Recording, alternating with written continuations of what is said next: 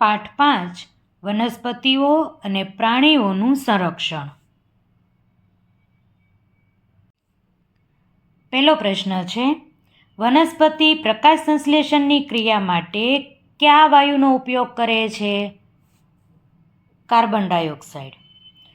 વનસ્પતિ શ્વસનમાં કયો વાયુ વાપરે છે એવું પૂછ્યું હોય તો ઓક્સિજન, પણ પ્રકાશ સંશ્લેષણની ક્રિયા એટલે કે ખોરાક બનાવવા માટે કાર્બન ડાયોક્સાઇડ વાયુનો ઉપયોગ કરે છે. બીજો પ્રશ્ન, પંચમઢી જૈવાવરણ આરક્ષિત વિસ્તારમાં કેટલા વન્ય પ્રાણી અભયારણ્ય આવેલા છે? 2. ત્રીજો પ્રશ્ન, કોઈ નિશ્ચિત સ્થાને જોવા મળતી જાતિને શું કહેવાય? સ્થાનિક જાતિ. ચોથો પ્રશ્ન, પ્રાણી સૃષ્ટિમાં નીચેનામાંથી શેનો સમાવેશ થતો નથી? હંસરાજ, જંગલી કૂતરો, દીપડો, વરુ. હંસરાજનો સમાવેશ થતો નથી. હંસરાજ છે એ વનસ્પતિનું નામ છે, તે પ્રાણીનું નામ નથી. પાંચમો પ્રશ્ન, નાશપ્રાય જાતિઓનો રેકોર્ડ રાખવામાં આવે તે બુકને શું કહેવાય? Red data book. છઠ્ઠો પ્રશ્ન, કયો વાયુ પૃથ્વી દ્વારા પરાવર્તિત ઉષ્મીય કિરણોને શોષી લે છે? Carbon dioxide. સાતમો પ્રશ્ન, કોણ જમીનનું ધોવાણ અટકાવે છે? વૃક્ષો. પ્રશ્ન 8, નીચેનામાંથી વન્ય પ્રાણી અભયારણ્યમાં શેના પર પ્રતિબંધ હોય છે? પ્રાણીઓને પકડવા અને શિકાર કરવા પર. નવમો પ્રશ્ન, રાષ્ટ્રીય ઉદ્યાનમાં શેનું સંરક્ષણ થાય છે? પ્રાણી જાતિ, વનસ્પતિ જાતિ, ભૂમિ વિસ્તાર, ત્રણે ત્રણનું સંરક્ષણ થાય છે. તેથી જવાબ આવશે આપેલ તમામ. 10મો પ્રશ્ન, પ્રોજેક્ટ ટાઈગર કયા પ્રાણીના સંરક્ષણ માટે ખુલ્લો મૂકવામાં આવ્યો છે? વાઘના સંરક્ષણ માટે. 11મો પ્રશ્ન, એવા પ્રાણીઓ કે જેની સંખ્યા અમુક નિર્ધારિત સીમાથી ઓછી થઈ જાય તો તેને કેવા પ્રાણીઓ કહેવામાં આવે છે? નાશપ્રાય જાતિના પ્રાણીઓ તેને કહેવામાં આવે છે. 12મો પ્રશ્ન, કાગળનો ફરી ઉપયોગ કરવા તેને કેટલી વખત રિસાયકલ કરી શકાય? 5 થી 7 વખત. 13મો પ્રશ્ન, કોઈપણ વિસ્તારની વનસ્પતિ, પ્રાણી, વાતાવરણ, ભૂમિ સંયુક્ત થઈને શું બને છે? નિવસન તંત્ર. 14મો પ્રશ્ન, પંચમઢી જૈવવારણ ક્ષેત્ર ક્યાં આવેલું છે? સાતપુડામાં. 15મો પ્રશ્ન, સજીવોનો પર્યાવરણ સાથે સંબંધ એટલે શું? જૈવ વિવિધતા.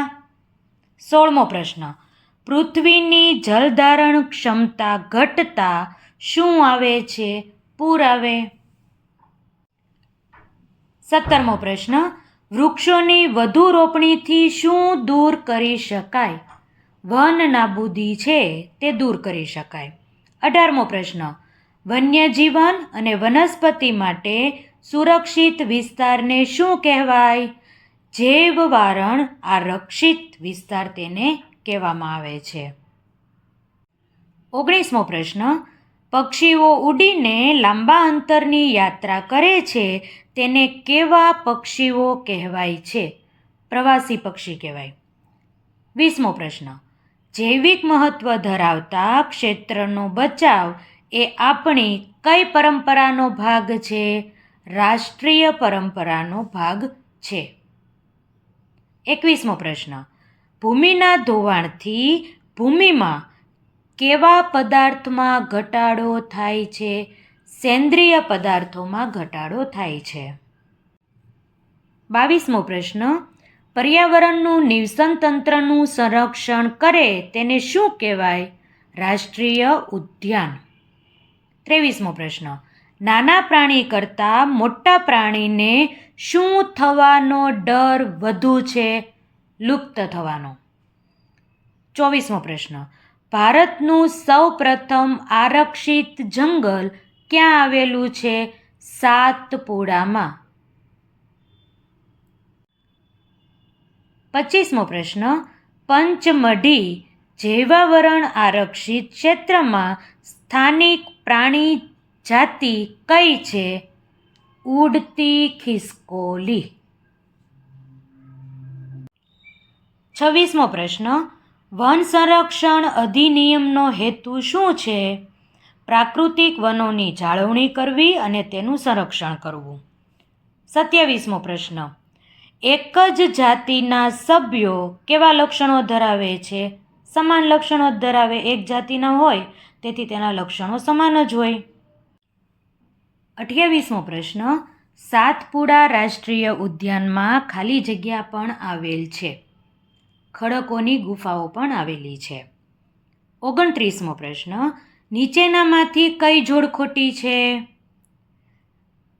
કોર્બેટ રાષ્ટ્રીય ઉદ્યાન ઉત્તરાખંડમાં આવેલું છે. ગીર રાષ્ટ્રીય ઉદ્યાન ગુજરાતમાં આવેલું છે.